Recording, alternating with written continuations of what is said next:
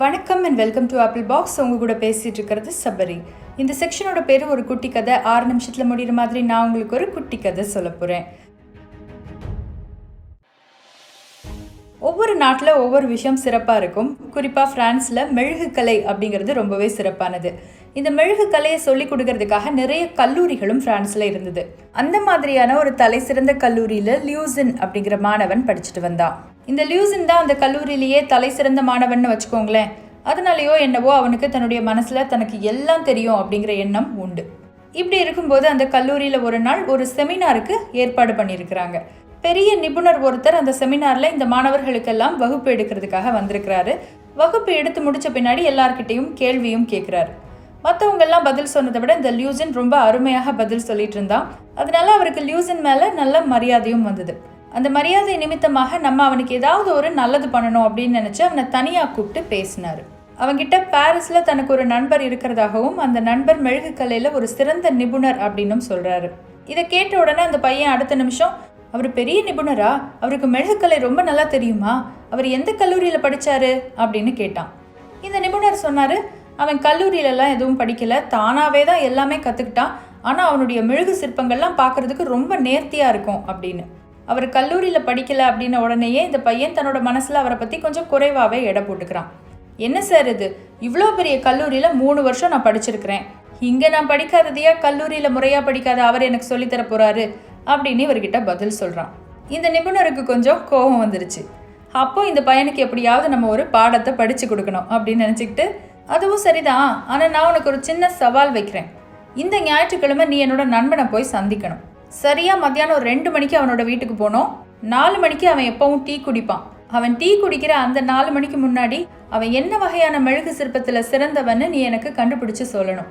அப்படி மட்டும் சொல்லிட்டேன்னு வையேன், கால் காசு செலவு இல்லாமல் என் நண்பனோட அந்த சிறப்பான மெழுகு சிற்ப கலையை உனக்கு சொல்லித்தர சொல்கிறேன் அப்படின்னு சொன்னார். இதில் என்ன பெரிய விஷயம் இருக்க போகுது? அவர் வீட்டுக்கு போய் பார்த்தா கண்டிப்பாக அவர் எதில் சிறப்பானவரோ அந்த மாதிரியான சிற்பங்களை வச்சுருப்பாரு.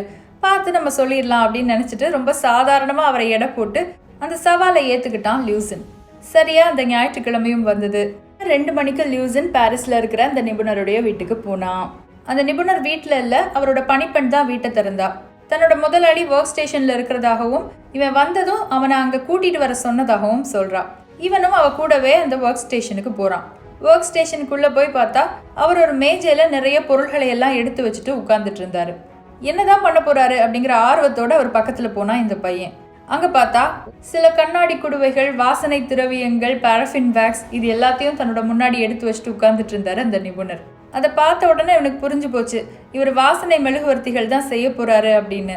பெரிய பெரிய மெழுகு சிற்பங்களை எல்லாம் பண்ணுறதுக்கு சொல்லிக் கொடுக்குற ஒரு கல்லூரியில் படித்த லியூசினுக்கு வாசனை மெழுகுவர்த்தி செய்கிறதுக்காக உட்கார்ந்துட்டு இருக்கிற ஒருத்தரை பார்த்தா எப்படி இருக்கும்? கிண்டலும் கேலியுமா இருந்தது. இதுதான் இந்த ஆளோட சிறப்பம்சமா? இதுக்கு தான் அன்னைக்கு செமினார் எடுக்க வந்த நிபுணர் அவ்வளோ பேசினாரா அப்படின்னு மனசுக்குள்ளே நினச்சிட்டு நக்கலாக சிரிச்சுட்டே வேடிக்கை பார்த்துட்டு இருந்தான். இந்த சமயத்தில் அங்கே உட்கார்ந்துட்டு இருந்த நபர் இவனை பார்த்து, உனக்கு நான் செய்கிற இதெல்லாம் வேடிக்கை பார்க்கணுன்னு ஆசை இருந்தால் இங்கே நில்லு, இல்லைனா நீ என்னோட வீட்டில் கூட போய் உட்காரலாம் அப்படின்னு சொன்னதும் இவனுக்கு ரொம்ப வசதியாக போச்சு. நேராக அவரோட வீட்டில் போய் உட்காந்துக்கிட்டு டிவி போட்டு ஒரு படத்தை பார்க்க ஆரம்பிச்சிட்டான். டிவி பார்த்துட்டு இருக்கும்போதே இவன் இங்கே அனுப்பி வச்சு அந்த செமினார் எடுத்த நிபுணருக்கு ஒரு மெசேஜ் அனுப்புகிறான். உங்கள் நண்பர் எந்த விதமான மெழுகுக்கல்லில் சிறந்தவர் அப்படிங்கிறத நான் கண்டுபிடிச்சிட்டேன். இந்த கோவில்கள் எல்லாம் வைப்பாங்களே வாசனை மெழுகுவர்த்திகள், அதை செய்கிறதுல அவர் சிறந்தவர், அவ்வளோதான் அப்படின்னு அந்த மெசேஜில் அனுப்பிடுறான். சரியாக 2 மணி நேரம் ஆச்சு. அந்த வீட்டில் ஏற்கனவே வேலை பார்த்துட்டு இருந்த அந்த பணிப்பெண் தன்னுடைய கையில் ஒரு ட்ரே எடுத்துகிட்டு நடந்து போகிறத இவனால் பார்க்க முடிஞ்சுது. அந்த ட்ரேயில் அவள் ஒரு ஹைட்டி பிளேட்டர் வச்சுருந்தா. அந்த பிளேட்டரை அவள் தூக்கிட்டு போகும்போதே அதில் இருக்கிற தின்பண்டங்கள்லேருந்து அப்படியே வாசனை வந்தது. ஒர்க் ஸ்டேஷனில் வேலை பார்த்துட்டு இருந்த அந்த நிபுணரும் அவள் பின்னாடியே நடந்து வந்தார்.